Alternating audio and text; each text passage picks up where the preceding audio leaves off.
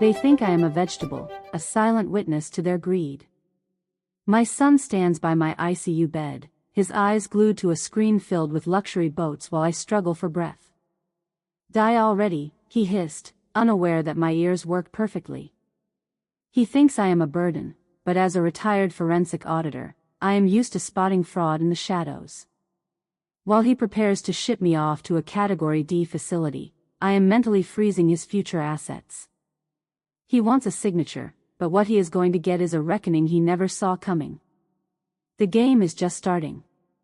Listen to the end to hear how I handled it, and subscribe to hear more of my journey. The voice comes through the morphine haze like a blade through tissue paper. Category D facilities are essentially warehouses for the breathing dead. Brian says it the way a man says depreciation, clinically, without sentiment, as if the word dead were simply a line item on a balance sheet. I lie in my ICU bed with my ivory hands folded across the emerald silk of my pajama front, and I do not move. Not a twitch. Not a flutter. The stroke tried to dismantle me. I felt it happening, felt the left side of the world go soft and gray for 37 terrifying seconds, but it didn't finish the job. What it did, in its brutal, efficient way, was strip 40 years of social performance from my nervous system. The noise is gone. The pleasantries, the motherly patience, the careful diplomacy I deployed like a financial instrument to manage Brian's ego across 5 decades. All of it, burned away. What remains is the auditor. The air in room 14 of Hartford Memorial's ICU smells of ozone and recycled oxygen and, beneath it, the particular cologne Brian has worn for 20 years, a sharp, synthetic amber that he bought because a magazine told him it conveyed authority. It conveys desperation. It always has.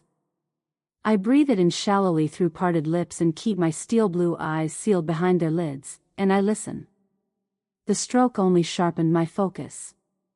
Through a sliver of my left eyelid, just a millimeter of controlled aperture, the kind of deliberate precision that took me years to perfect in deposition rooms when I needed to observe a CFO's micro-expressions without alerting him, I see the blue glow.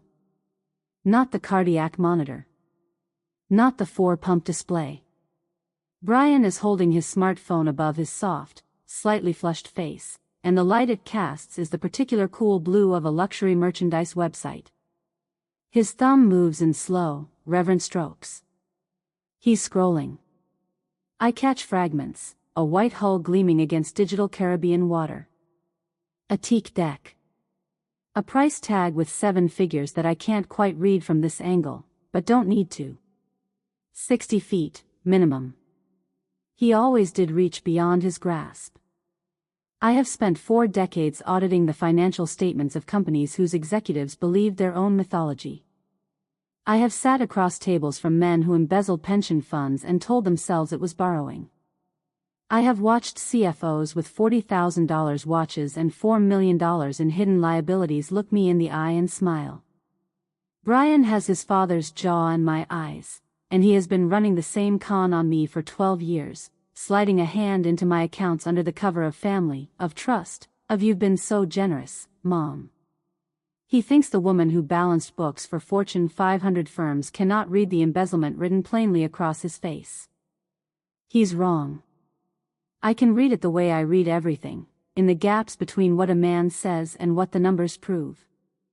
"We need to move fast before the hospital starts asking about long-term rehab," he says, his voice dropping into the particular register he uses for his Bluetooth calls, low, conspiratorial, the voice of a man conducting business he doesn't want witnessed. He turns slightly toward the window. I adjust my aperture. He's talking to Tiffany. I can tell by the way his shoulders lose an inch of their defensive tension.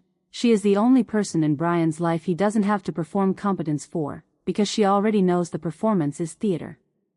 They are co-conspirators in the oldest sense, 2 people whose mutual understanding is built entirely on what they're willing to do to get what they want. 3 counties out, he murmurs. The one Dr. Harwell mentioned. The ratio there is. He pauses, listening. A thin smile pulls at the corner of his mouth, a smile I remember from his adolescence, the smile that preceded every creative accounting of a broken rule. Exactly. Oversight is minimal, and it would take her attorney months to even get on the visitation calendar. 3 counties out. Minimal oversight. He's not choosing a care facility. He's choosing a disposal site. He is my son. He grew inside my body. I taught him to ride a bike in the driveway of the Connecticut estate on a Saturday morning in October, and I watched his face when he finally stopped falling, watched the pure, uncomplicated joy of it, and I thought, this is what it's for, all of it, all the work and the years and the choosing, it is for this face. I do not weep. I have no use for weeping. I begin building the spreadsheet. The gears in my skull engage without sentiment, without ceremony. This is what 40 years of forensic work does to a mind. It converts shock into methodology. Brian imagines my brain is broadcasting static, a damaged transmitter spitting meaningless signal into a dying sky. He is profoundly incorrect. Mental column A, his liabilities. The gambling. I've known about the Atlantic City account since 2019, 3 withdrawals from the estate's maintenance fund that he papered over with contractor invoices for work that was never performed. The consultancy he calls Edison Capital Advisors, which has, to my knowledge, never advised a single actual client with actual capital. The mortgage on the Hamptons house that he restructured twice in 4 years. The credit line against which he has pledged, I suspect, assets that are not technically his to pledge. Mental column B, his leverage. My estate. The Edison Family Trust. The Connecticut property, 12 rooms and 4 acres, appraised at $3.1 million at last review. And whatever he believes is in the grant account, the account I have never once discussed. The tires crunched over the gravel of my Connecticut driveway, and the sound was all wrong. I had been listening to that particular crunch for 41 years, the low, satisfying grind of river stone beneath the wheels of a car coming home. But this wasn't a homecoming. This was a transfer. A prisoner being moved from one cell to a slightly larger one, with better curtains and a more expensive lock. 2 orderlies I'd never seen in my life maneuvered my wheelchair through the front door with the practiced efficiency of movers handling a grandfather clock. No names. No eye contact. They smelled of industrial soap and latex, not of anything that belonged in this house. The foyer opened up around me, the 14-foot ceilings, the walnut wainscoting, the Persian runner my husband Franklin had shipped from Istanbul in 1987, and for a moment I simply breathed it in. Lavender and old paper. The smell of my life. Brian stood at the base of the staircase, checking his watch. Not the Longines Franklin had given him for his 30th birthday. This was new, a thick, brutish chronograph that looked like it cost more than a semester of his children's tuition. He didn't step forward. He didn't offer a hand, or a shoulder, or even the decency of sustained eye contact. He simply tilted his chin at the orderlies the way you gesture to a delivery driver, indicating where to set the package. I was the package. He said nothing as they wheeled me past him and into the formal sitting room. The house swallowed me, and Brian pocketed his phone, already looking elsewhere. I heard Tiffany before I saw her. The soft, measured click of her heels on the upper landing, descending with the unhurried confidence of a woman who had already decided which rooms were hers. She appeared at the top of the grand staircase in her beige cashmere twinset, immaculate, pressed, entirely wrong for a house in mourning, carrying a stack of my Italian linens as if she were a hotel staffer preparing a suite for a guest who had not yet checked out. My Italian linens. 200 thread count sateen with the hand-embroidered monogram E at the corner, ordered from a shop outside Florence in 1994. Franklin had insisted on them. May, he'd said, a house doesn't breathe unless its linens are right. I steepled my fingers in my lap and said nothing. I watched. They'd moved into the guest wing. Brian had confirmed as much during one of his ICU visits, but the guest wing was apparently not sufficient for their vision of occupancy. My Ming vase, a pale celadone piece I'd bought at Sotheby's in 2003, had been relocated from the console table to an end table near the window, displaced by Brian's leather valet tray and a tangle of charging cables and adapters that spread across the inlaid wood surface like kudzu. His gym bag, unzipped, slumped in the corner near the Chippendale chair. The colonial occupation of my life had been underway for some time. I was merely arriving at the scene of its progress. "We've made some executive decisions for your comfort, May," Tiffany said, appearing in the doorway of the sitting room with a clipboard I didn't know she owned. Her tone was airy, floating somewhere between corporate HR and a flight attendant explaining the emergency exits. The inflection of someone conveying inconvenient news as though it were a gift. She informed me that Mrs. Higgins had been released. I held very still. 12 years. Mrs. Higgins had been with me for 12 years, had known when I took my aspirin, had known the names of my grandchildren's teachers, had once driven me to the ER at 2 in the morning when I'd had a reaction to a new blood pressure medication, cursing under her breath and holding my hand and telling me I was too stubborn to die tonight. Released. The word sat in my chest like a stone dropped down a well. "A lapse in protocol," Tiffany continued. "Something vague and unchallengeable." I didn't ask for specifics because I already understood the geometry of what had been done. Mrs. Higgins would have seen. Would have noticed. Would have asked questions and demanded answers and written down her concerns in her small, precise handwriting. She had been a witness, so she had been removed. The landlines, I was informed, were experiencing a technical difficulty. They were working on it. I should not worry. I noted that no technician had been called. I noted that Brian's cell phone worked with perfect clarity. I noted the size of the net closing around me, and I did not allow a single thought to cross my face. He did it gently. That was the part one keep returning to, even now. The gentleness of it. Brian crouched beside my wheelchair with the studied concern of a son performing care for an invisible audience, and he reached up and lifted my thick-rimmed reading glasses from my face with 2 careful fingers, as though the act were a kindness. "Rest those eyes, Mom," he murmured. Too much strain. The world came apart. That's the only way I can describe it. Without my glasses, the room dissolves into a soft watercolor bleeding at every edge, shapes without definition, faces without expression, documents without text. I have worn corrective lenses since I was 9 years old. Remove them and I am returned to a state of helplessness that has nothing to do with age. Franklin had understood this.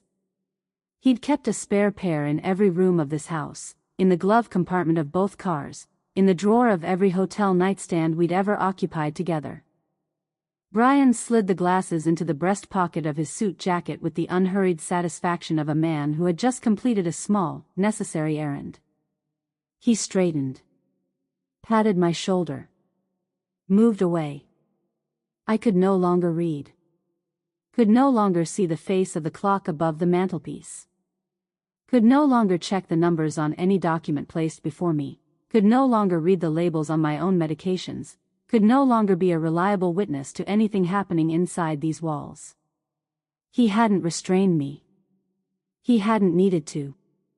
The folder appeared minutes later. Brian opened it on the side table at my elbow and smoothed the top page with a flat palm, the gesture of a man presenting something reasonable. I squinted. The document swam at the edges, but I could make out the general shape of it, a power of attorney bearing the seal of a notary I'd never used, stamped and official and irreversible looking. At the bottom, where my signature should have been, there was a mark. A shaky, cramped, wandering line that bore only the most superficial resemblance to my handwriting, the signature of someone sedated, or terrified, or both. I had signed nothing in that ICU with full understanding. Nothing. Whatever that mark represented, it had not been an informed, uncoerced act of a woman in possession of her faculties. "It's all legal now," Brian said. The thin-lipped smile had arrived, the one that didn't reach his brown eyes. "It's just to make sure your affairs are protected while you're recovering." Durable power of attorney. I'd drafted enough of them in my forensic work to know precisely what the document meant. It meant that Brian could make financial decisions on my behalf. Could liquidate assets. Could manage, or mismanage, everything Franklin and I had built over 53 years of disciplined, careful, documented life. It meant that my signature, forged or coerced, had handed my son a key to every lock I owned. He was the guardian now. I had been reduced to the ward. I opened my mouth. What came out was ragged, a rasping, effortful sound that embarrassed me with its weakness. I paused, drew breath, tried again. I didn't sign. My voice had not been the same since the stroke. The left side of my mouth cooperated poorly under stress, and what I'd intended as a clear, declarative statement of fact came out as 3 broken syllables with a wheeze underneath them. Brian didn't argue. He didn't raise his voice or challenge the substance of what I'd said. Instead, he reached into his jacket pocket and produced his smartphone, holding it up between us with the screen facing outward as he pressed record. His thumb was deliberate. Unhurried. "Look at the agitation," he narrated quietly. He didn't look at me when he said it. He looked at the phone, as though performing for an audience that wasn't present. "Tiffany, you see this? Sundowning again." He clicked his tongue, a sound of theatrical concern. I went still. It was a cold, full-body realization, the kind that drops through you from skull to sternum and leaves a kind of frost in its wake.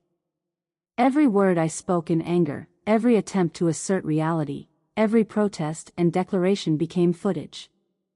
Metadata. Evidence to be presented to a probate judge by a well-dressed attorney arguing for permanent guardianship. The patient exhibits confusion, agitation, failure to recognize the executed document, and paranoid accusations toward the primary caregiver. I would build my own cage with my own voice if I let them bait me. I closed my mouth. I settled my hands in my lap.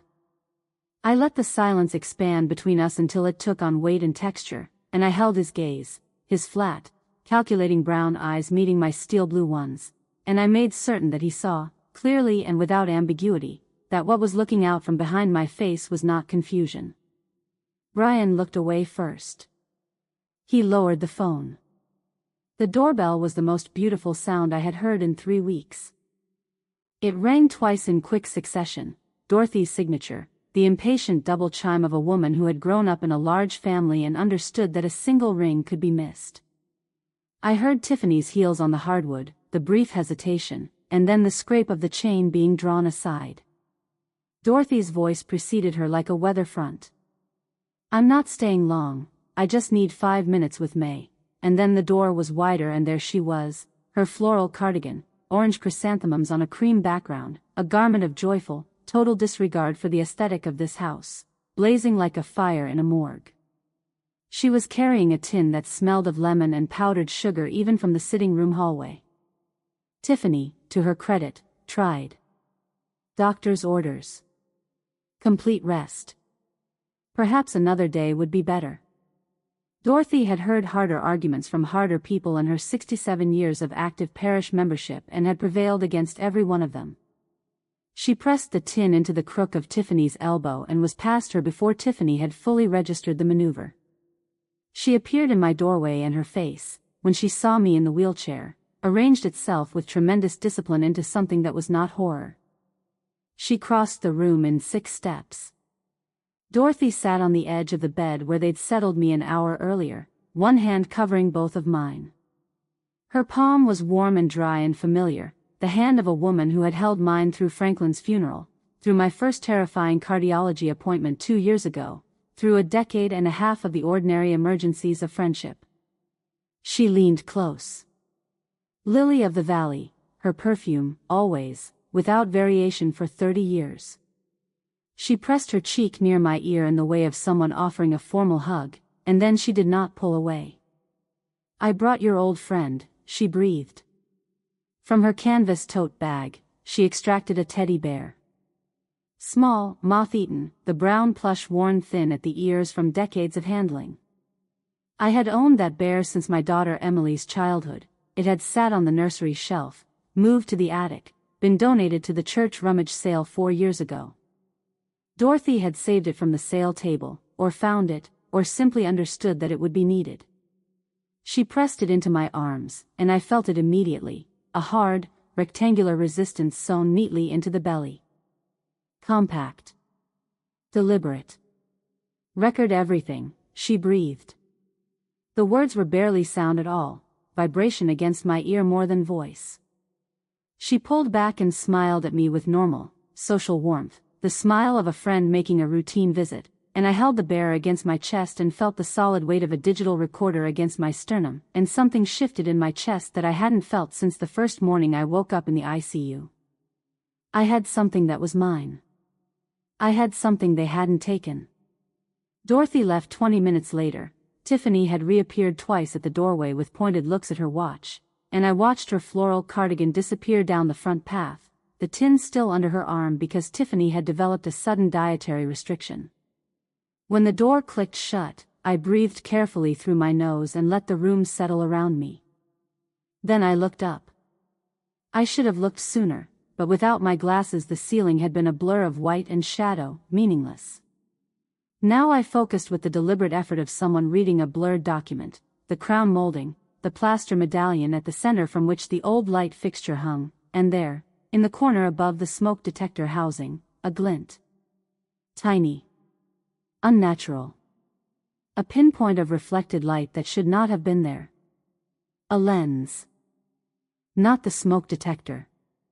Inside it, or rather, replacing the faceplate of it, the kind of nanny cam sold in home security catalogs and middle-of-the-night cable television advertisements. Brian wasn't simply managing my care. He was archiving the footage. Every visit, every conversation, every moment Dorothy had spent on the edge of this bed had been recorded in resolutions clear enough to read lips. My hands became very still. I did not look at the camera. I did not allow my expression to shift. I pulled the duvet up with the movements of a tired old woman seeking warmth, tucking the bear against my side with the absent, sleepy gesture of someone reaching for a source of comfort. I felt the recorder hard beneath the silk. I arranged the duvet over both of us. The bear was invisible. The bear did not exist. Night came. I had learned the rhythms of the house, the way the sounds changed after 9 o'clock. Brian's footsteps heavier from dinner and whatever was in the decanter on the sideboard, Tiffany's measured tread going silent early as she retired with whatever helped her sleep through the ambient noise of her choices. I waited until the house had fully settled into its nighttime register. Then I let my jaw go slack. I let my breathing deepen and slow. I had, over 4 decades of forensic work, attended enough depositions and court proceedings to understand the performative requirements of unconsciousness. I practiced the open-mouthed, heavy slumber of the sedated.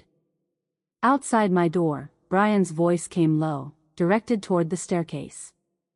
I heard the gravel of another voice responding, a man's voice, deeper than Brian's, carrying the unhurried cadence of someone accustomed to delivering numbers in professional settings. Appraisal came in at 4.2, Brian said. Pause. The other voice responded too quietly for me to separate syllables. We need a quick close, Brian continued. No contingencies. My mother isn't. He stopped and I heard the particular hesitation of someone choosing the cleanest sounding version of what they wanted to say. Isn't stable enough for a long listing. A realtor. My house, the Edison estate, 41 years of a life built inside these walls, had received an appraisal. $4.2 million, and Brian wanted it sold fast, without contingencies, because his mother was a liability on the timeline. I kept my jaw slack. I breathed. I performed sleep with every tool available to me. The betrayal has textures, I have learned. There is the first sharp shock of it, the cold, nauseating drop in the stomach when comprehension arrives before the mind is fully ready to receive it.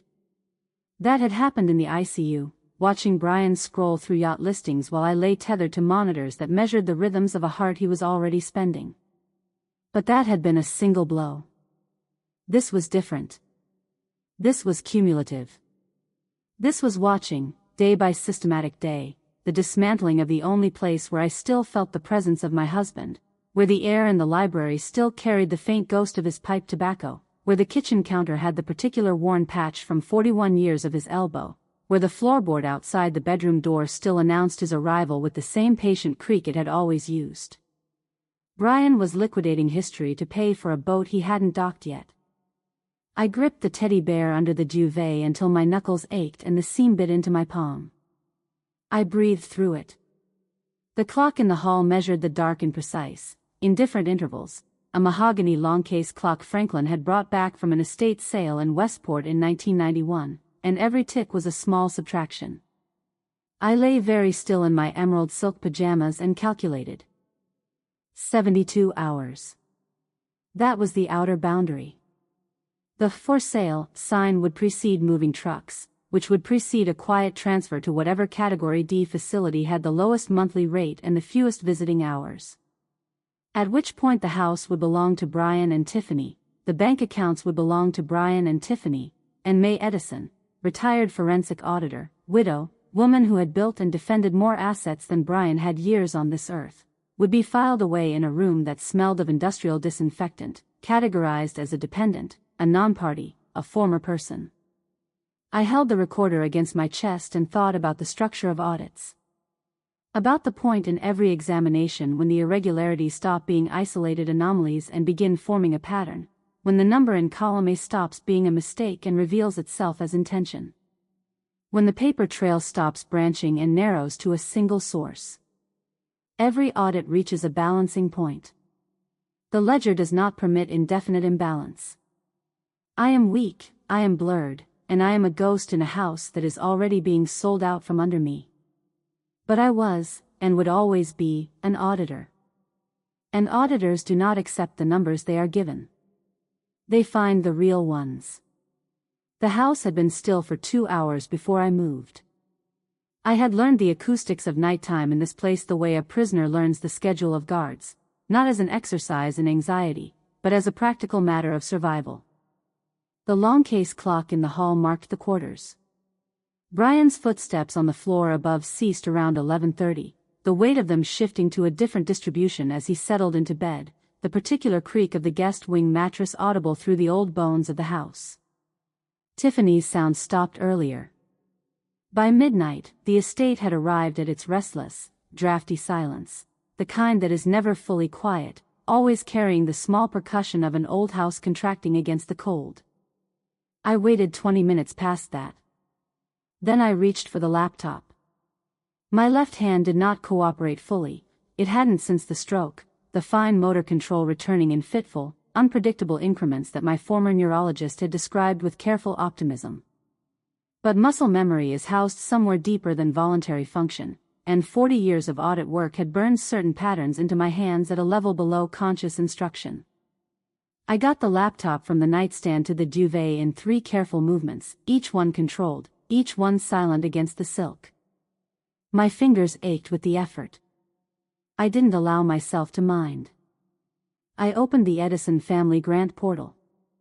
The account was legitimate, a restricted charitable trust established in 1998 in Franklin's name, administered under federal guidelines, tied to a specific IRS designation that made any unauthorized withdrawal not a civil matter but a criminal one. I knew every clause of its charter, because I had drafted the audit protocols myself. I navigated to the balance page and let it load. The numbers resolved on screen with their customary, unambiguous clarity. Available balance, $842,000.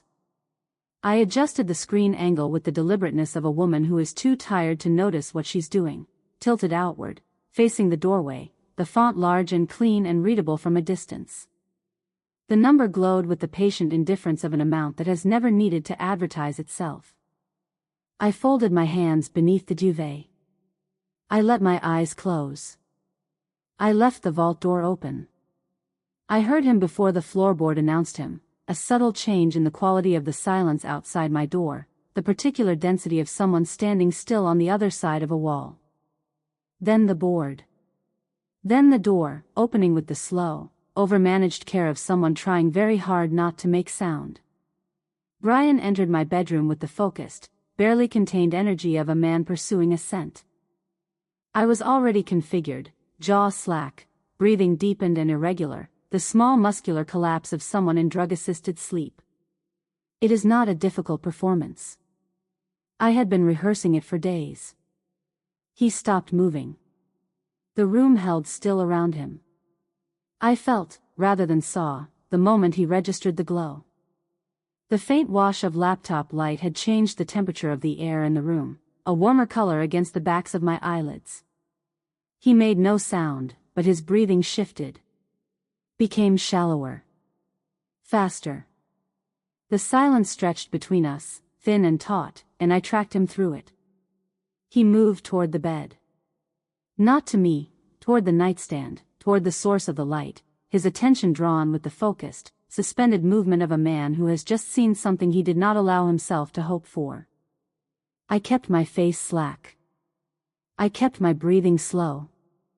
He stopped at the edge of the mattress. The blue light of the screen bathed him from below, and I watched through the veil of my eyelashes as the monitor's glow transformed his face into something that confirmed every calculation I had made about the man my son had become. The artificial tan turned a bruised, sickly color in the blue-white light, the particular shade of a yellow that looks worse under fluorescence. His jaw was set. His eyes moved with rapid, technical precision across the screen, reading the numbers with the speed of a man who does not waste time on sentiment when opportunity is present. He reached for the trackpad. He didn't try to be quiet. That was the revealing part, the absence of caution, the total abandonment of the pretense of reluctance that might accompany a man acting against his own conscience. There was no hesitation, no pause in which a different version of my son might have stepped back from the edge. There was only the wet sound of his breathing, slightly elevated, and the soft drag of his fingertip on the trackpad. I tracked the cursor in the reflection of his eyes. Transfer. His pupils dilated slightly, the pupils of someone encountering something they very badly want. Max amount. A bead of sweat fell from his temple onto my Italian linens. The hand-embroidered monogram absorbed it without complaint. Confirm. He exhaled, a single, involuntary sound, almost inaudible, and I watched his face in the moment after. The face of a man who has just picked up a thing he does not yet understand the weight of. A man who believes he has found a shortcut and has not yet read the contract attached to it. He had just committed wire fraud against a federally designated charitable trust. The specific provision of Title 18, Section 1343 of the United States Code does not offer good intentions as a mitigating factor. The IRS does not negotiate on restricted federal accounts. And the audit alert I had configured into the grant portal, set 18 months ago, at my attorney's suggestion, as a standard safeguard against unauthorized access, had been triggered the moment his finger hit confirm. The digital trail was already lit. It would be bright enough to read from Washington. He closed the laptop with a soft, satisfied click.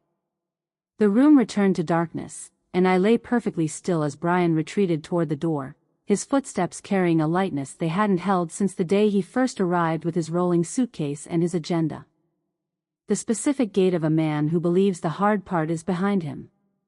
The door closed. In the dark, I allowed myself one thing. I pressed my hand flat against the duvet above the hidden recorder, feeling its edges through layers of silk and stuffing, and I breathed. $800,000 of federal money had just flowed into an account that was now under surveillance. Brian had crossed from the civil into the criminal with a single trackpad gesture. The difference between what he had been this morning, a son managing an elderly mother's estate with aggressive self-interest, and what he was now, was the difference between a family dispute and a federal case. The internal audit was complete. The enforcement would come from elsewhere. Morning arrived the way bad news often does, quietly, without announcement, in the form of a person who has already decided what they're going to do before they enter the room. Tiffany came in not with my breakfast tray but with a roll of circular neon stickers and a clipboard. She was wearing her ivory trousers and a cream silk blouse, pearl earrings catching the morning light, and she moved with the particular efficient economy of someone who has pre-visualized her route. She did not look at me. She looked at the walls. She began with the charcoal sketches flanking the east window, a pair of street scenes from Montmartre, small and intimate, bought by Franklin on our 10th anniversary at a gallery on the left bank during the only trip to Paris we ever took together. He'd negotiated in his approximate, cheerful French for 20 minutes and paid less than the asking price and carried them back to the hotel himself, refusing to let them be packaged. These go on the wall at home, May. I want to find them there. Tiffany peeled the backing off a circular sticker, neon orange with the pre-printed, lot number 14, and pressed it directly onto the glass of the right-hand frame. The sound it made was almost nothing. A small, adhesive tick. I catalogued it. The auction house is coming at noon, May. Try to keep your spirits up. Her voice carried the inflection of a corporate calendar notification, information delivered without either warmth or malice, simply a data transfer, logistical and complete. She moved to the next wall. The sticker roll made its small, tearing sound again. I lay still and watched her work. I had spent decades inside the financial architectures of other people's lives, examining the paper trails of decisions made in conference rooms and signed at closing tables and archived in steel drawers. I understood the mechanics of liquidation, the way that assets are always, in the end, reducible to numbers. I understood this professionally. What I had not understood, not in any visceral, embodied sense, was what it felt like to be the asset being liquidated. Every sticker was a small amputation. The watercolor above the reading chair, gone, lot 22. The bronze figure on the corner shelf, a piece by a sculptor Franklin had admired and tracked for years before finally acquiring, lot 31.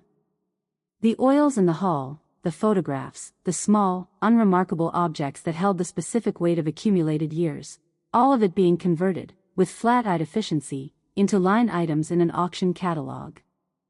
The ache in my sternum was not metaphorical. It was a physical pressure, dull and insistent, the sensation of something structural being removed. I held perfectly still. I performed frailty. I catalogued. The tremor arrived without warning. They do that, the post-stroke tremors, sudden and authoritarian, claiming my left hand without consultation or apology. My fingers curled against the silk duvet in a rapid, involuntary series of contractions, and in the movement, the teddy bear, positioned against my left hip beneath the duvet, slid 2 inches toward the mattress edge. The reaction was pure reflex. I lunged. It was not graceful. It was not the movement of a woman performing bedbound incapacity. It was a sudden, full-body lurch to the left, my right arm crossing my body, my hand slamming down onto the mattress 2 inches past the bear before finding it and pressing it back against my hip with a force that was, I was aware, entirely inconsistent with the portrait of neurological decline I had been constructing. Tiffany turned. Her eyes moved from my face to the bear to my hand, which was now pressed over the duvet in the specific posture of someone covering something rather than simply resting. Her head tilted by perhaps 3 degrees, the micro-expression of a woman who has noticed an inconsistency and is processing its significance. I let my hand go limp. I let my breathing come in the ragged, shallow increments of someone experiencing a neurological event. I let my eyes go slightly unfocused, aiming my gaze approximately 6 inches past her left shoulder. The pause between us lasted 4 seconds. I counted them. Tiffany made a small sound at the back of her throat, a thin exhalation, and turned back to the wall. Neurological decline, she murmured, to no one in particular, the words carrying the tone of an item being checked off a list. She applied lot 37 to the bronze on the corner shelf. My hand, beneath the duvet, had found the recorder. I kept it there. Brian returned an hour later, and the man who entered the room was not the man who had been performing concerned sonhood for his phone camera. That performance had concluded. What walked through my bedroom door was the unedited version, the one that existed when the cameras were pointed elsewhere, when the audience had been dismissed. He stood at the foot of the bed. He dropped a sheaf of papers onto my legs. They landed with the solid weight of a legal document prepared by someone who charges by the hour, thick, stapled, bearing the header of a firm I didn't recognize. Waiver of beneficiary rights, he said. All of them. He wasn't leaning in. He wasn't murmuring with manufactured tenderness. He was standing with his arms slightly away from his body, the posture of a man who has decided he no longer needs to maintain the pretense of managing a situation and can simply state its terms. You're tired, Mom. The estate is too much for you to manage. He said it the way you describe a fact of weather. He moved to the side of the bed and leaned over me, close enough that I could smell the product in his thinning hair, close enough to see the individual pores across the bridge of his nose, close enough that his shadow fell fully across my face. If you don't sign, he said, his voice dropping into a register that was not quiet because it was gentle but quiet because it did not need volume to communicate its weight, I'll have you moved to the hospice wing of that Category D facility by morning. He let the sentence rest there for a moment. They don't do rehab there. He tilted his head slightly. They do morphine and silence. The air between us had a particular quality, the quality of a room in which a threat has just been spoken plainly, without metaphor or plausible deniability, in the specific language of someone who is no longer concerned about being misunderstood. He was offering me a choice between erasure by increments or erasure by schedule. A slow disappearance or a fast one. He had decided I was already gone, and he was simply presenting me with options for the paperwork. I held his eyes. My steel blue against his brown, and I did not allow anything behind my face to shift or soften or flinch. I looked at him with the full attention of a forensic auditor who has located the source of the irregularity and is simply confirming what she already knows. He was the man I had once held in my arms. He had weighed 8 pounds, 4 ounces, and he had smelled of talcum and new skin. I had stood in a hospital room not unlike the one I had just left and believed, with the complete, unreserved conviction of a new mother, that the being in my arms was the best work I had ever done. I had been wrong about many things in my life. I had never been wrong about numbers. I was adding up Brian now, and the sum was not complicated. He straightened, reached into his jacket and produced his phone, rotating it to show me the screen with the satisfaction of a man presenting a winning hand. The photograph was high resolution and deliberately composed, a sleek white hull gleaming against the blue impossible color of a Mediterranean backdrop that I recognized, with professional clarity, as stock photography, or at least a marina-filtered image designed to evoke something more glamorous than a Palm Beach slip. The yacht was perhaps 60 feet. Modern lines. A teak deck catching afternoon light. The silver lining, Brian said. He let the name arrive without embellishment, watching my face for the registration of it. He had named the boat. He had named a vessel purchased with stolen federal money after the private grief he had constructed from my life's difficulty. She's waiting for me in Palm Beach. He smiled, a sharp-edged sound that had nothing of warmth in it. All thanks to your generous gift last night. The laugh that followed was brief and ugly, and it echoed in the half-stripped room with a particular clarity, bouncing off the hooks where my paintings had hung for decades. I looked at the photograph of the boat. For a moment, and I am not ashamed to record this, not in the privacy of this accounting, the auditor's mask slipped. Not in any way he could see. Not in any movement of face or hand or breath.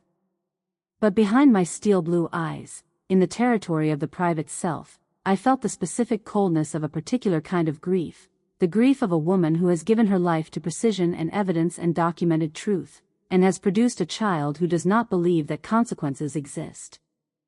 Franklin's practice. Franklin's legacy. 53 years of disciplined, attentive, carefully documented life. The specific history of two people who had built something real and meant it to last, and here was its endpoint, a fiberglass hull waiting in a Florida marina, named with the callousness of a man who felt clever about the transaction. I felt small. I felt the particular frailty of 78 and post-stroke and without my glasses and without my nurse and within walls that would carry his name on a deed before the week was out.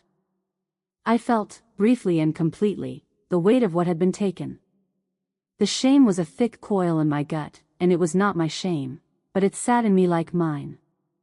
Brian turned off the overhead light. The room dropped into the specific gray of late evening through curtained windows, and he stood in the doorway for a moment, a silhouette, the shape of a man who has completed the day's work and is satisfied with its progress. Sleep on it. He reached for the door handle. The notary comes at 8 a.m. The door closed. The lock engaged with a click that was, in its way, the most honest sound he had made since arriving. I lay in the gray dark and breathed. My hand found the teddy bear. I pressed the recorder against my palm through the silk and the stuffing, and I held it there, and I allowed my mind to do what it does best, to follow the money. The $842,000 had moved from the Edison family grant account into whatever account Brian had designated. What Brian did not know, what no one who had not spent 40 years in federal trust administration would have reason to know, was that the grant account was not a personal asset. It was not a pool of liquid capital belonging to May Edison that could be appropriated under a power of attorney, disputed or otherwise. It was a restricted federal charitable trust with a designated beneficiary structure, a tax-exempt status under Section 501(c)(3) of the Internal Revenue Code, and a silent audit alert that had been configured to notify both the trust administrator and the bank's fraud division the moment any unauthorized transfer exceeded $50,000.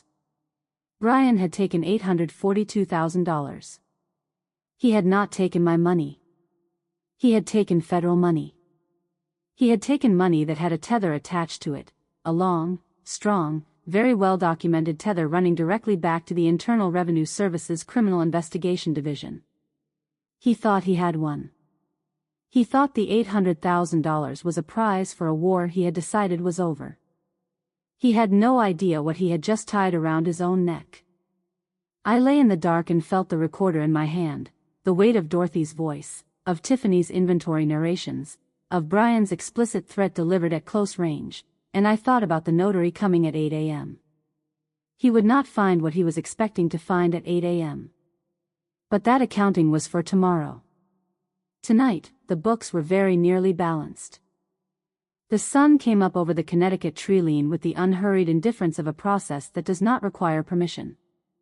I watched it from my bed, the long, sharp shadows it cast across the emerald silk duvet, the way it moved the geometry of the room by degrees, replacing the gray of pre-dawn with a cold, specific gold that had nothing warm about it at this hour. Winter light. Clear-eyed and without sentiment. I had not slept. I had not needed to. There is a state that experienced auditors know, not excitement, which is too electric, too unstable to be useful, but something cooler and more durable. A kind of cold clarity that settles in when the examination is complete, when every figure has been traced to its source and every irregularity has been documented and the conclusions have arranged themselves with mathematical inevitability. The work is done. The findings exist. Now comes the presentation of results. I sat up. Not the careful, assisted, managing my limitations sit-up of the past 3 weeks. I sat up the way I had sat up every morning for 5 decades, with the stiff, upright spine of a woman who does not negotiate with her posture. The frail mother had been a performance, and the performance had served its purpose, and it was finished. The neuropathy in my left hand was present, as it would be present every morning for the remainder of my life. I acknowledged it and put it aside. I was not a patient this morning. I was a closing auditor. The poison pill had been swallowed. The toxin was already moving through the system toward the heart. All that remained was to be present for the moment it arrived. The hinges shrieked at 8 o'clock exactly. Brian had never been a punctual man. This was documented in my memory across 45 years of missed dinners and late arrivals and the specific pattern of a man who experienced time as a resource belonging primarily to himself. That he was precisely on time this morning told me something about the quality of his sleeplessness. He had been watching the clock all night the way a man watches a wound. He came through the door with the energy of someone who has decided that aggression is a substitute for certainty. His charcoal suit was wrinkled, the bespoke drape of it distorted by a night spent in an agitated horizontal position, or perhaps not horizontal at all. The artificial tan, which in flattering light had conveyed a vaguely Floridian competence, looked in the cold morning sun like rust on expensive metal. His hair product had given up at the temples. Behind him, a pale, slight man in a brown cardigan clutched a notary seal with the expression of someone who had been told this would be a straightforward appointment and was already reclassifying that information. Brian crossed to the bed and dropped the waiver of beneficiary rights onto my lap with a flat, percussive slap, the gesture of a man who has decided that the pretense of tenderness is an overhead cost he can no longer justify. No more games, Mom. His voice was a flat, exhausted snarl. Sign it, or the van for the hospice center is here in 20 minutes. He produced a pen. Held it out. His eyes went to his watch with the involuntary reflex of a man whose mind is already at a marina in Palm Beach, stepping onto a teak deck. He was in a hurry to get to his boat. I did not take the pen. I reached into the duvet and found the teddy bear by feel, the worn plush, the compacted belly, the small zipper Dorothy had sewn into the seam with her careful hands. My fingers worked the zipper and extracted the recorder with the unhurried efficiency of someone retrieving a document from a filed folder. I pressed play. Brian's own voice filled the room. The recording quality was clear. The digital recorder Dorothy had provided was not a consumer novelty but a professional instrument, the kind used by journalists and attorneys and people who understand that clarity is the difference between a record and evidence. Every word was present. Every inflection, every pause, every calibrated threat delivered from 2 feet above my face, was rendered with the fidelity of a deposition. Just a little scribble, Mom. For your own protection. The notary's hands stopped moving. Stopped entirely, mid-reach, frozen in the specific arrested posture of a licensed professional whose mind has just performed a rapid and unfavorable assessment of his current location. I'll have you moved to the hospice wing by morning. They don't do rehab there. They just do morphine and silence. I let the silence after the recording expand. It took perhaps 4 seconds for it to fully occupy the room, to settle into the corners and against the ceiling and into the space between Brian's eyes and mine. His thin-lipped smile did not simply fade. It curdled. The components of it, the forced upward movement at the mouth corners, the particular set of the jaw that had been performing confidence for 3 weeks, collapsed with the specific, asymmetric dissolution of an expression that no longer has a purpose. He looked, briefly, like a man who has just heard the verdict read. You've always been a poor student of finance, Brian. My voice was steady. Clinical. The voice I had used in federal courtrooms for 2 decades, delivering findings to judges who needed precision rather than drama. I watched his eyes. The Edison family grant is not a personal account. It is not a checking account, not a savings account, not a discretionary fund accessible under any power of attorney, forged, coerced, or otherwise. I let the qualifier land without emphasis. It didn't need any. It is a restricted 501(c)(3) federal charitable trust, established in 1998, with a designated beneficiary structure reviewed annually by an independent audit committee and registered with the IRS under a tax-exempt designation that comes with very specific conditions attached to its use. He opened his mouth. I continued. When you moved $842,000 from that account to a personal account to purchase a recreational watercraft, you did not take advantage of a loophole. You did not find an oversight in the administration of my estate. I paused for precisely the time it took to let the alternative settle before I replaced it. You bypassed every internal control of a federally regulated charitable entity and committed wire fraud under Title 18 of the United States Code. The notary had taken a step backward. I noted it peripherally and returned my attention to my son. You didn't find a shortcut, Brian. I held his eyes. You stepped into a noose. The sweat appeared on his forehead, not the performative, social sweat of a man who wants to appear appropriately concerned, but the specific, involuntary cold sweat of a body that has received information the nervous system classifies as threat. A single bead of it formed at his hairline, tracking slowly downward. That account is flagged for red zone activity, I continued. I steepled my fingers, the old gesture, the gesture of every conference room and audit presentation and deposition I had conducted in 40 years of professional life. It has been flagged since 2019, at the recommendation of the Trust's legal counsel, specifically because the account size and federal designation make it a target for precisely the kind of unauthorized transfer you executed at 11:47 last night. I gave him the timestamp. People always underestimate the psychological weight of a precise timestamp. The moment you pressed confirm, a silent audit alert was triggered and transmitted to the Trust Administrator, the bank's Fraud Division, and the IRS Criminal Investigation Division Field Office. I kept my voice flat, factual, the voice of a woman reading from a report rather than speaking from anger. They do not wait for a morning cup of coffee, Brian. They have protocols for this. Those protocols were already in motion before you returned to the guest wing. He had gone very still. The social climber, the entitled man with the designer suit and the charcoal blazer and the luxury chronograph, all of it had contracted into the motionless posture of an animal that has just realized the field it is standing in is not empty. He was beginning to understand the geography of his situation. The yacht, I said. I allowed a brief pause before continuing, not for theatrical effect, though it had that quality, but because the sentence required it. Some facts need a moment of preparation before they fully land. The silver lining. I held the name in the air between us for exactly as long as it deserved. In federal terms, that vessel is now fruit of the poisonous tree.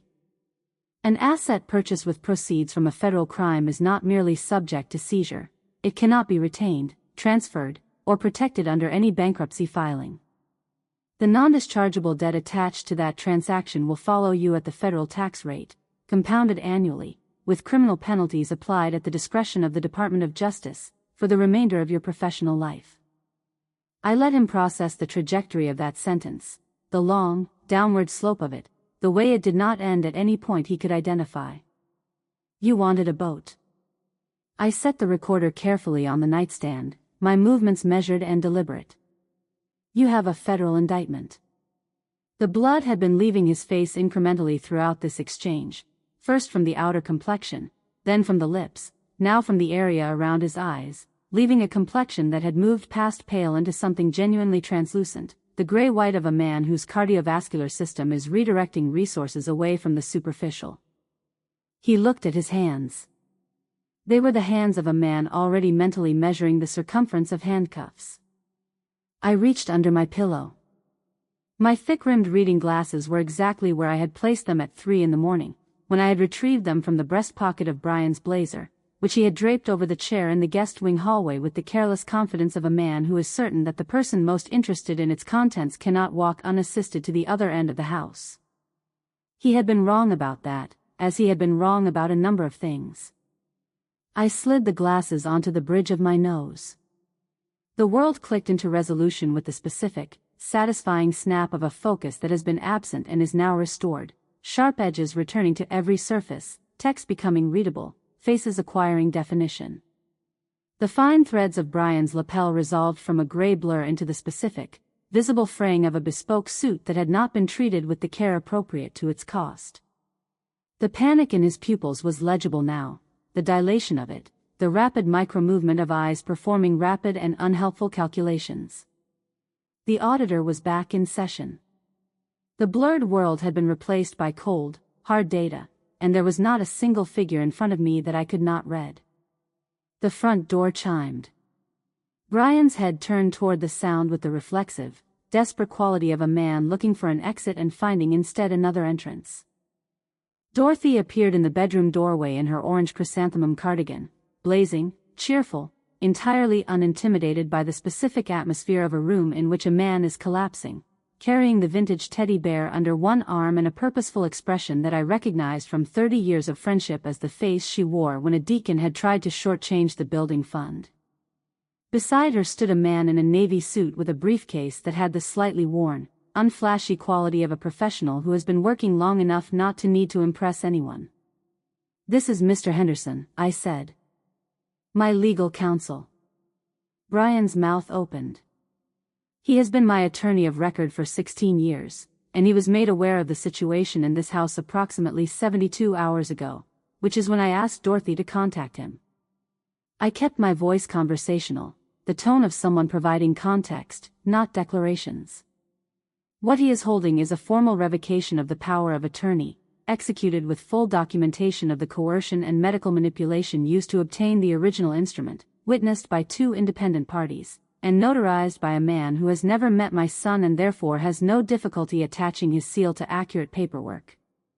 The mousy notary with the brown cardigan was already moving toward the door with the purposeful, non-confrontational speed of a man who has correctly assessed that his professional integrity is best served by increasing the distance between himself and this room. Dorothy caught my eye over the rim of her reading glasses and winked, a single, decisive, 67-year-old wink that carried more satisfaction than most people's speeches. Mr. Henderson did not waste words. He had not, in 16 years of professional acquaintance, been a man who treated language as a performance medium. He stepped into the room, set his briefcase on the dresser with the practiced ease of someone for whom surfaces are always workspaces, and produced 2 sets of documents with the simultaneous efficiency of a man who has prepared for exactly this configuration of the room. "Eviction notices," he said. "Effective immediately." He extended one set to Brian and held the second in the direction of the doorway, where Tiffany had materialized at some point in the preceding minutes, drawn, presumably, by the sounds of her husband's professional dissolution, her pearl earrings catching the morning light, her rigid blowout somewhat less rigid than it had been the previous evening. "We have documented evidence of elder abuse, coercion under duress, financial fraud, and grand larceny," Mr. Henderson continued. His voice had the measured, declarative quality of a man reading from a statute rather than constructing an argument. "You have 60 minutes to vacate the premises. At the conclusion of that period, the Sheriff's Department will assist with any items you have not independently relocated." Tiffany's jaw unhinged. The clinical composure that had carried her through 3 weeks of calculated, efficient dismantlement of my home, the neutral expression, the auctioneer's precision, the total absence of anything resembling sentiment or hesitation, fractured. Not gradually. Suddenly, the way a surface fractures under specific pressure, revealing in an instant the absence of the structural integrity it had been performing. What appeared beneath the clinical beauty was pure, unmediated shock, with an underlayer of something that, in a woman with a more developed relationship to consequence, might have been called the first cold touch of accountability. The sirens began low, a distant, rhythmic throb that enters the auditory register before the conscious mind processes its significance. I heard them while Tiffany was still speaking, something about her pearls, about what was hers, about a conversation with a personal property attorney that I suspected existed only in the anticipatory planning of someone who had not yet encountered the specific impediment of criminal investigation. The sirens grew. They turned into the private drive with the unhurried confidence of vehicles that do not need to ask permission to be where they are going. Brian's phone began to buzz. Not once, continuously, in the rolling, insistent pattern of incoming calls arriving faster than the previous one could be dismissed. He looked at the screen with the expression of a man watching a structure he believed was solid reveal, in real time, that it was not. The bank. His consultancy partners, who would by now have discovered that the accounts they shared with him had been flagged in a fraud investigation and access had been restricted pending federal review.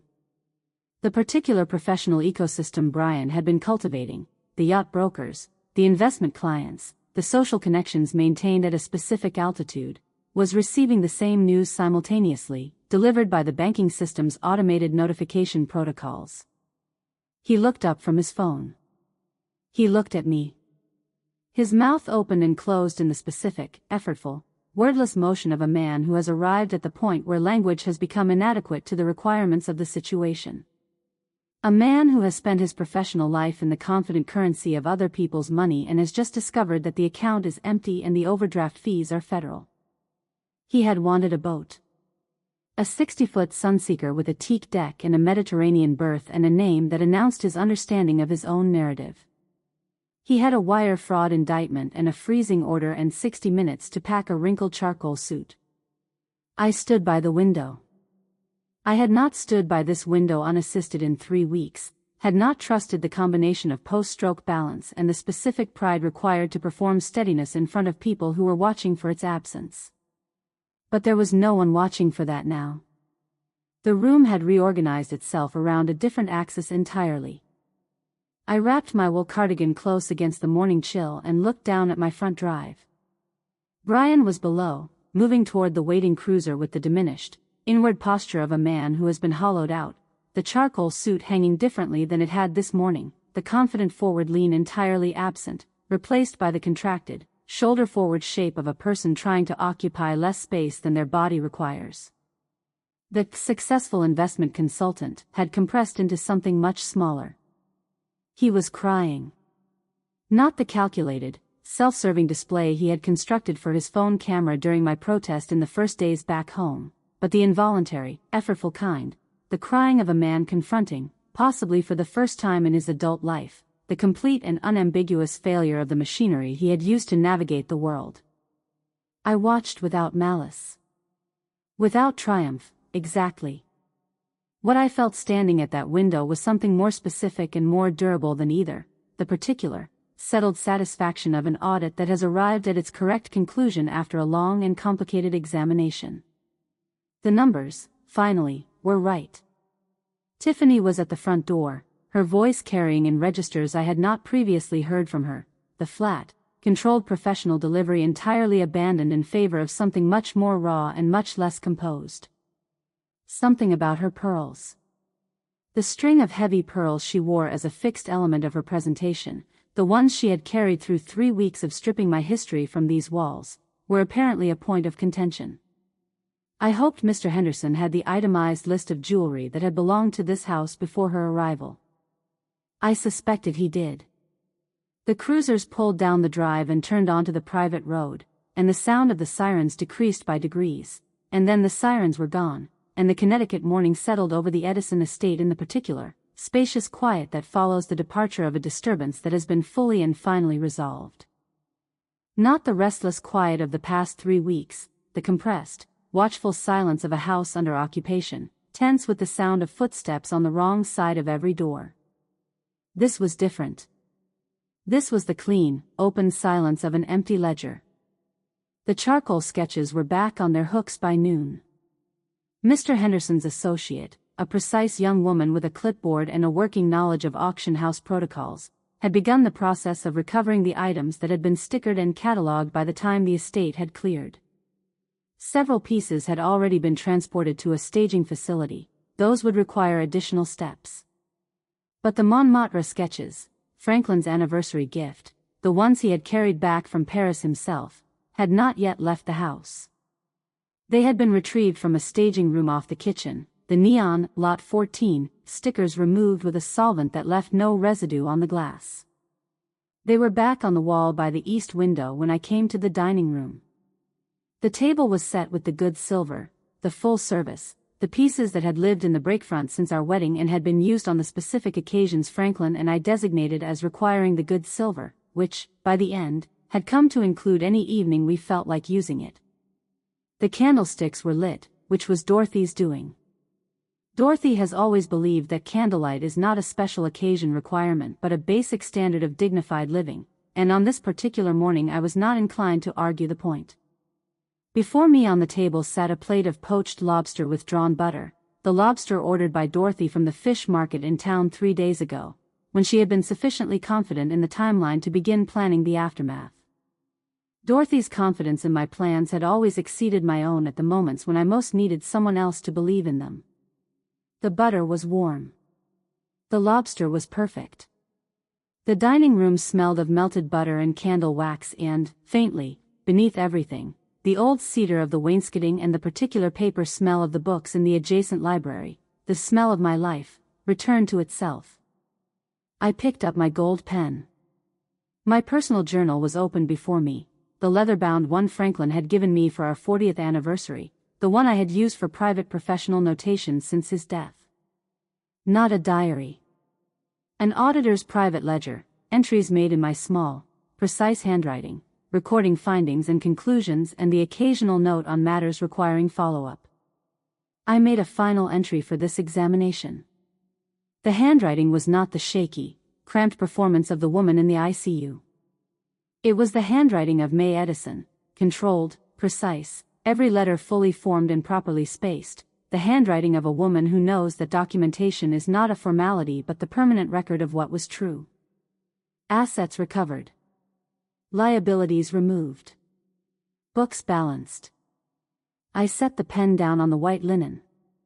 Outside the dining room windows, the Connecticut morning had fully arrived, the winter light finding the garden, the bare trees casting their long, specific shadows across the lawn, the estate standing in its old, quiet authority, unchanged by what had moved through it.